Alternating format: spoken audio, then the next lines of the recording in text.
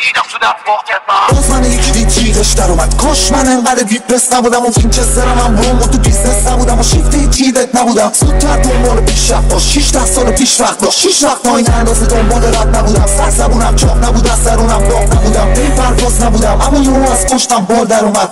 گفتن قول دادی پولدار بشی روی فرشای قرمز و خوب راه بری واسه دوستات اورژانس بشی توی روزنامه طوفان کنی بیاد لوپات پلیس. شب و روز کار کنی نمیتونی پاک کنی نمیتونی راه شدی نمیمونی شاس کنی که تو پاک کنی گاه بودی به جا باک کنی خواب کنی.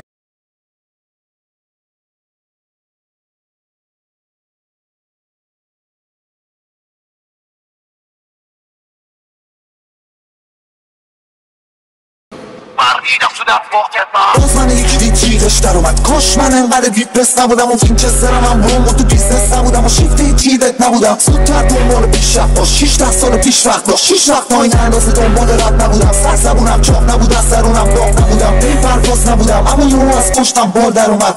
گفتن قول دادی پولدار بشی روی فرشای قرمز و خوب راه بری واسه دوستات اورژانس بشی توی روزنامه طوفان کنی بیاد لوپات پلیس. شب و روز کار کنی نمیتونی پاک کنی نمیتونی راه شدی نمیمونی شاس کنی که تو پاک کنی گاه بودی به جا باک کنی خواب کنی.